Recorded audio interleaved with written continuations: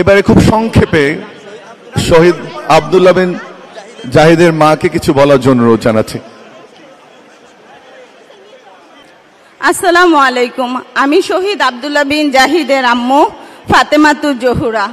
আমার ছেলে 5ই আগস্ট বিমানবন্দর থানায় আনুমানিক রাত 8:45টার দিকে গুলিবিদ্ধ হয়ে মারা যায়। আমার 2টা সন্তান, আমার বড় ছেলে আব্দুল্লাহ বিন জাহিদ 16 বছর, আমার ছোট ছেলের বয়স হচ্ছে 14 বছর। আমার বড় ছেলে মারা যাওয়ার 14 দিনের মাথায় আমার ছোট ছেলের ক্যান্সার ধরা পড়ে, সেটা 3rd স্টেজে। আপাতত আমার ছেলে ট্রিটমেন্টে আছে। সরকার থেকে এ পর্যন্ত আমাকে বা আমার ছেলের জন্য কোনো খোঁজ খবর নেওয়া হয় নাই। এই মার্চের 18 তারিখে আমার হাজবেন্ড ব্রেন স্ট্রোক করে মারা যায়।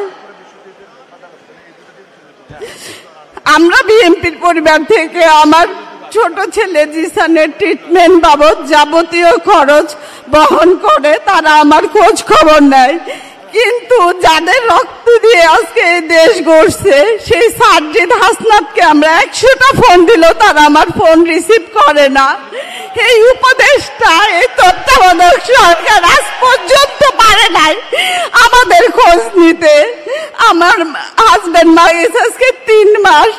আমার বড় ছেলে মারা যাওয়ার পর থেকেই আমার হাজবেন্ড অসুস্থ। এই রোজা গেছে আমার হাজবেন্ড মারা গেছে মার্চের 18 তারিখে। আমার ছেলের এপ্রিলের 26 তারিখে একটা অপারেশন হয়, সেটাও আমরা বিএনপির পরিবার থেকে করে দিছে। তারা যদি আমার পাশে না থাকতো হয়তো আমি আমার এই শেষ অবলম্বনটুকু বাঁচাইতে পারতাম না। এই শুক্রবার 4 তারিখে আমার ছোট ছেলের আরেকটা অপারেশন হবে। সবাই আমার ছেলের জন্য দোয়া করবেন। কিন্তু আমার ছেলে রক্তের বিনিময়ে যারা এই দেশ গড়ছে তারা তো আমাদের খোঁজ এখনই নেয় না, পরে আর কি নেবে।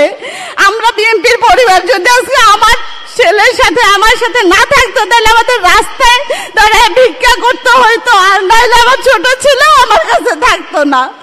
আমি আমার পক্ষ থেকে, আমার ছোট ছেলের পক্ষ থেকে আমরা বিএনপির পরিবারের রোমান ভাই, মিথুন ভাই, Mirza Fakhrul sir, Tarek Rahman sir, Rizvi sir, সবাইকে অসংখ্য ধন্যবাদ জানাচ্ছি।